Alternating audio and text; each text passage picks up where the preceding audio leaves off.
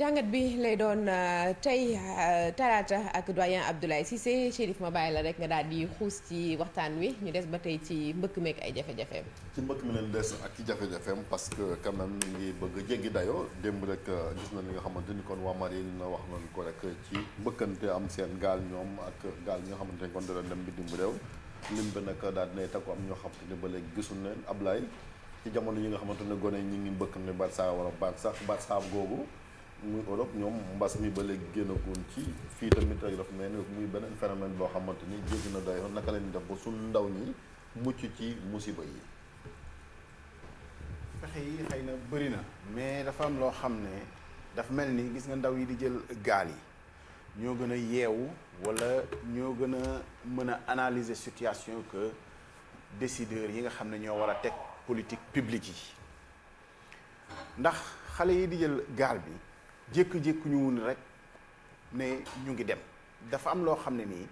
ci taarixu immigration dafa am te ñoom décortiquer nañ ko analyser nañ ko wala boog yeggee nañu leen ko suñu gouvernement yi rek ñoo xalaatul woon wala ñoo prévoirul woon ni vague migratoire dina am après crise bi nga xam ni moom la àdduna bi nekkee ndax crise économique yëpp ak bu mu mën di doon boo jël vague migratoire moo cay topp surtout bu dee crise économique boo xam ne dafa laal barab yi nga xam ne nit ñi fa la ñuy bëgg a dem bi ci mujjee crise subprime 2008 ba 2012 biñ ci jógee daanaka ci la sax ñu commencé découvrir Barça wala Barsaq. Ablaye dama la dog mais démb ñu ngi ko fi doon soulever est-ce que gouvernants yi néew lii moo leen gënal parce que ni ñu ko doon waxee ndaw yi suñu liggéeyul problème la ñuy doon ci dëkk suñu demul peut-être que mën nañ fi andi ay insurrection parce que situation bi dafay dem ba intenable ñoom nag léegi ñu ne nañ leen bàyyi ñu dem xaru ji. waru leen a gënal parce que kuy ndamoo ni xëy na moo gën boobu da ngaa matewul li nga xam ne nii moo tax ñu teg la ci boppu réew kuy bàkkoo ni comme awma solution pour ndaw yi naa leen bàyyi ñu dem loolu matoo njiit li nga xam ne ni moom lañ la dégg mais dañuy confondre ñaar ba ñetti mbir yoo xam ne moo tax mënaguñu régler problème mu vague migratoire yi da ngay dégg ministre boo xam ne moo yor wàllu liggéey bi mu jàpp ni parce que ñu ngi joxe liggéey rek vague migratoire warul am dafa juum parce que ñiy dem soo xoolee léeg-léeg nga gis koo xam ne nii mu ngi liggéey di xëy di fayeeku bàyyi ko fi jël mbëkk mi dajale sax jël ko xam nga mun a wax ni dafa ñàkk liggéey léeg-léeg nga gis ñoo xam ne ñu ngi ci seen taaba mais di dajale léeg-léeg bu ñu la waxee xaalis yu ñuy investir pour dem da nga naan déedéet kii lu tax mu dugal ko ci pour dem c'est-à-dire du question joxe liggéey rek réew bu yokkute amul yokkute nag mooy di ci liggéey di ci tedd loolu moo jafe ci réew mi loolu moo amul ci réew mi ci condition yi nit ñi gisuñu seen bopp ci réew mi mais xoolal par exemple politique loterie yi nga xam ne am na réew mu mag mu koy def di Amérique mais ñiy dem yépp ñu ci bëri ay cadre lañ da ngay gis ay cadre yoo xam ne ñu ngi fi am seen lépp bu bés ba jotee bu leen yàlla wërsëg leen ñu am ko fii la ñuy ne lépp lañ fi ne ñukk dem parce que dañuy gis ni yokkute bu mucc ayib moom la ñuy wuti. Ablaye liggéey yi ñuy wax la ñuy joxe sax liggéey nañu xool payoor ga yow fii Sénégal pour nga louer benn appartement 300 000 sax la ngay am ca liggéey boobu rek mënul fay appartement. nga fii dafa mel ni lu ñu fi wax rek waxoon nañu ko fàttalikul bi fii suñu invité di jaaree keroog bi ñuy waxtaanee emploi ñu doon waxtaanee ci chiffres yi nga xam ni gouvernement mu ngi ciy werante ba di bëgg a bàkkoo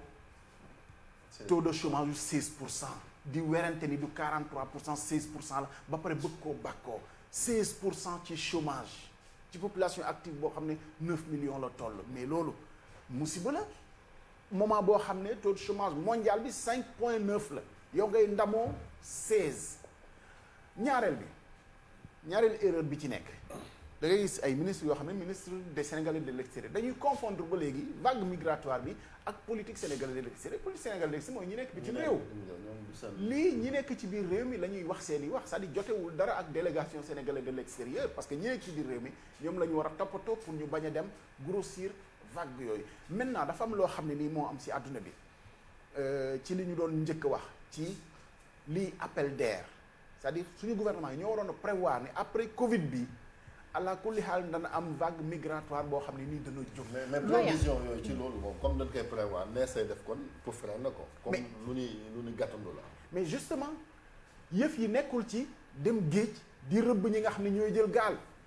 fexe la ba nit ñi bañ a am xalaatu jël gaal pour dem te loolu boo développé wul am réew ba nit ñi gis ci seen bopp munoo fexe ba nit ñi du ñu am yéene boo xam ne danañ dem feneen foo xam ne ca la ñuy gisee seen tedd affaire yi mais da ngay gis gaal gu ñu gàttandu di ko indi booy yi nekk ci gaal gi nan leen ñun jaru sax ngeen ñuy wàccee bu ñu teeree dañuy delluwaat kooku est-ce que loolu politique la ñuy dem ba par exemple Union européenne mooy financer ay politique pour ñun nu ñuy téye suñuy ndaw c'est-à-dire à travers Frontex ak yooyu dem nañ ba vague migratoire bi xoolal par exemple Union européenne li tax ñoom ñu harmoniser dem nañ ba benn moment réew yi bokkatuñu situation am na réew yoo xam ne soxla nañu nit am réew yoo xam ne soxla wu ñun mais réew yi soxla nit ndaw yi du foofu lañ bëgg a dem pays Europe de l'Est yi nga xam ne bokk nañ ci Union européenne ndaw yi du foofu lañ bëgg a dem mais buntu la parce que Union européenne dafa am ñuy wax frontière extérieure boo xasee ba dugg mën ngaa dem ci réew mu la fa neex ñooñu bu fekkee dañoo soxla ay nit te ndaw yi dugg du foofu lañ bëgg a toog boo demee Autriche Hongrie bariwul migrants yoo xam ne foofu la ñuy dem mais bu ñu duggee dañuy wutali France wutali Espagne loolu mooy indi aussi réew yu mag yooyu di def ay politique commune Union européenne pour ñu protéger seeni frontières extérieures 2016 1,6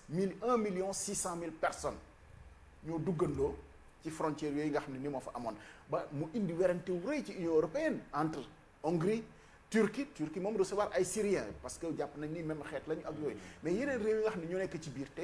période boobu soxlawuñu vague migratoire dañu doon def politique pour ñu xaw a fermer gën a resserrer waat maintenant lii solution bi bu ñu naxante xam nga ministre de l'emploi dégg nañ ko léegi ci élément bu jàlle ci journal mu naan ñu ngi joxe liggéey xam nga réew mi bu ñuy naxante fii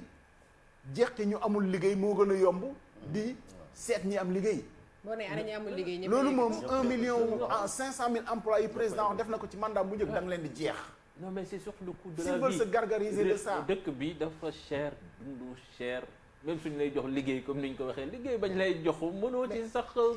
assurer benn repas. ñoom ñoo théoriser emploi décent li ñuy def ci emploi décent mooy ay travail journalier yoo xam ne da ngay toj xeer ba sa yaram bi tas doo du li ngay yóbbu doo ci mën a sax sombi gerte. doyen fii xëy na yaakaar gi tas na xale yi jàq nañu pexe amul buntu yëpp a tëju mais ndax fa ñu jëm lañ fa yaakaar ma nga fa ba tey est-ce que tey situation bi mën nañ ko méngal ndax xëy na bu fekkee sànq yaa ngi koy wax crise dafa am au lendemain de la deuxième guerre mondiale dëkk yooyu dañoo yitte woon ay ndaw ngir mën a suqalikuwaat mais est-ce que tey dëkk yooyu am nañu cette capacité d'absorption ba pare ak Covid bi ndax foofu tey terrain la boo xamante ni si fertile na wala am na lenn loo fu mën a yaakaar parce que ñoom tamit ci fitna la ñuy dund yeneen dëkk yi ñu jëm. waaw alors xëy na fii metti na waaye fee tamit la fa nekk dalawul am xel. am na loo xam ne c'est un débat qui ne sera jamais épuisé c'est-à-dire di wax ndaw bi non bul dem parce que fële dafa metti non foog mu dem gisal boppam mais deuxième chose. dafa metti mais ci kanamu gën a metti lay dem ndax ñoom gis nañ jafe-jafe yi ñu am ak Covid bi ci wàllu koom-koom ci wàllu dundu. capacité absorption boobu c'est-à-dire études yëpp wane nañu ni pays yooyu soxla nañu sax lu ëpp liy ñëw ci vague migratoire loolu moom c'est incontestable xam nga lan mooy seen problème mooy tey dafa am crispation boo xam ne moo am ci migration islamisme ak yeneen c'est-à-dire vague migratoire yi dañ koy associer ak problème yi nga xam ne moo am Europe boo jëlee tey li nga xam ne ni mooy débat actuel bi ñu lié yenn communautarisme yi maanaam ay nit yoo xam ne dem nañu ci réew di dund ci seen biir ñun bu dee ñun africains yi la bu ñu demee ci Europe bu ñu nekkee France wala Espagne wala Italie communautarisme lañ ñuy bàkkee bu ñu ñëwee fii ñoom xam na la ñuy tuddee seen bopp expatrié c'est-à-dire que rafetal ko ba ñoom duñu ay communautaire te ku ne xam na ñoom ni ñuy dundee fii ci suñu biir réew mi même entreprise yi entre ñoom dañuy dimbalante bañ nañ ko ba am nañu fii club patronat boo xam ne nii entreprise française yi la dañuy dimbalante ci seen biir mais ñoom entre ñoom non c'est des expats ñun nag entre ñun c'est des communautaires c'est des sectaires loolu ñun ñoo koy nangu ñu koy bàkkee te loolu erreur la mais pays Europe yi am nañu capacité bu ëpp absorber li nga xam ne nii mooy flux migratoire maintenant dañu am mais problème ak est-ce que profil bii dem opinion publique. est-ce que profil bii dem répondre na ak ñoom seen Je te donne un exemple concret. Dans la Somme, un département de France bu nekk boori Amiens pendant le Covid en plein Covid ñu war a nekk ci période de vendange di dagg raisin yeeg yooyu Covid bi ñu ne ouvrier ñëpp ci confinement lañ nekk préfet ba lu mu def dafa am benn centre boo xam ne ay demandeurs d'asile ñoom ñoo fa nekk bu ma juumul sax ay Syriens lañu ak yooyu ñoom ñoo fa nekk préfet bi il a pris sur lui de proposer à ces migrants-là travail contre régularisation ça a fait débat en France mais ña nga xam ne ni ñooy agriculteurs yi te seeni raisin seeni yëpp ñor amuñu ko huit parce que période de vendange yi da ngay soxlay ouvrier amuñu préfet bi assumé ne ñii ñoom ñoo fi nekk bëgg nañu liggéey mën nañ ñu apporter ñu nit lii lañ leen di fayee travail contre régularisation doon na débat ci yenn département yi nga xam ne xëy na ñoom gisee wuñu ko noonu te gis nañu vague migratoire bi surtout migratoire monde musulman loolu dañuy wax yi aussi mu nekk main d'œuvre bon France main d'œuvre pour des ñoo xam ne dañu bàyyi ko beneen dëkku Afrique ça rappelle quand même une certaine image que je veux pas évoquer. mais d'accord mais sauf que du question c'est à prendre ou à laisser ça mais ki nga xam ne ni dafa dawee fenn ñëw cim réew li ko gënal du muy dund ci aides sociaux yi parce que ñooñu bu ñu nekkee France ba ilaa yawmi din France da leen jël en charge réew yooyu aussi loolu lañ leen war a nawee c'est-à-dire du ñuy seetaan nit ci nga dem ba dee ci mbedd mi te kenn du la dimbale dañuy dafa am image boo xam ne ni dañ ko war a gome ci yaakaar ni ñun suñu société on est solidaire ñële ils sont individualistes non ils sont individualistes certes ci nit ñi mais sur le plan institutionnel en fait am nañu système de solidarité yoo xamante ni nii da ngay yaakaar ñun finalement ñun est-ce que gëm nañu yàlla ñun parce que fii ndimbal gi fii boo fi toroxee boo moytul on n'est pas solidaire ñun dans la misère rek la ñuy am genre affaire yooyu donc loolu day peser ci seen système social loolu mooy indi crispation yi aussi parce que ñi nga xam ne ñoo nekk France di ay français ak espagnol yooyu nekk ay locaux ñoom dañuy gis ni sonn nañ parce que crise économique ñëpp la laal ñoom dañuy gis ni sonn nañu mais ay nit ñëw amuñu papier ñu leen di dimbale ci ndimbal boo xamante ni finalement seen vie moo gën a neex sax ñoom ñi nga xam ne ñoo fa dëkk loolu la ñuy dund loolu mooy indi ay crispation yoo xam ne finalement day indi ay problème entre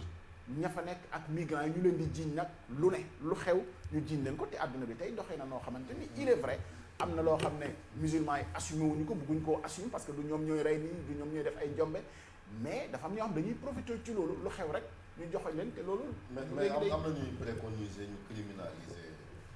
mbëkk mi surtout ñi nga xamante ñooy passeurs yi ak organiser voyage yi Moustapha Diakhaté mi toog fii dem wax na ko Mansour Faye ba mu jàlla ji waa Saint-Louis wax na ko est-ce que loolu xalaat la pour freiner mais loolu damaa xamul sax lu tax ñu ci yéex a dem parce que loolu c'est vrai c'est criminel ñi koy organiser waxuma ñiy dem moom amoo loo leen blâmer ñiy dem amoo loo war a def lu dul jox leen lu gën li ñuy wuti ñu toog maintenant ñi koy organiser te gis nga ñooñu laa doon wax ni ñoo gën a xarañ sax ci analyse situation parce que ñooñu gis nañ ni après Covid bi période traite la voilà traite la gouvernement yi suñu gouvernement yi suñu njiit yi rek ñoo gisul woon ni lii dina xew mais lii bu ñu ko prévoiroon waroon nañoo teel a préparé wu xam ni lii dina xew mais Covid bi ñëpp jàpp nañ ni buñ ci génnee te Sénégal c'est-à-dire loolu mooy problème bi le programme de résilience économique et sociale ak le PAP 2A même bu ñu leen ko nangulee président jàpp na ni benn solution moo am pour Sénégal di produire en masse ci li nga xam moom la ñuy dundee mais dañuy ragal mu yem ci ay wax rek. mais encore une fois parce que soxali agriculture bi warul mën a yem ci wax rek ba 2035 ñu ciy wax rek te gisuñu ko. xam nga li ñuy wax Sénégal politique bi ci li muy laxasu dafa bari ñun ñu ngi nii soo xoolee le président dans son tweet là ci gaal bi explosé bi il n'a même pas parlé de migrants comme si dañuy bañ a gis. c'est la patate chaude en fait dañuy bañ a gis phénomène bi jeunes yooyu tamit comme ni nga ko fi waxee suñ fi desee tamit ci réew mi jëm ci ay élections amuñu liggéey problème la. gis nga loo commencé wul par nommer ko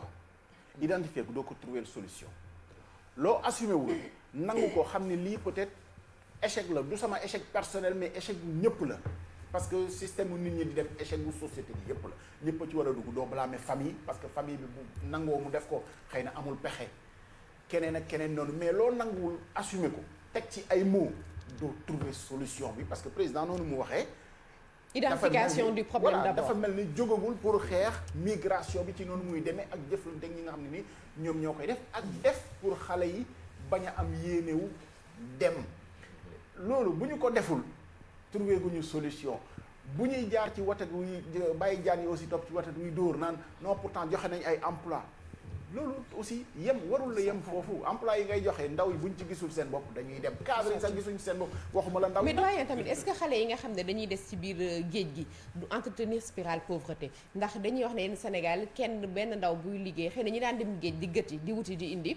am na fukki nit yoo xamante ne si ñu ngi woon bootu seen ginnaaw tey ci benn dëkk ci benn njaboot wala ci benn quartier nga jël fa ñaar fukki ndaw yooyu fukki nit dépendroon ci ñoom mu nekk 200 personnes yoo xam ne ñaari téeméeri nit yoo xam ne xëy na tey ñu ngi door di dund ci désarroi dafa mel ni affaire bi spirale la day wër di dem di law. mais ñun dañ dul def prospective parce que phénomène migration bi du rek ndaw bi nga xam ne dem na des ci gaal gi ñu fàtte.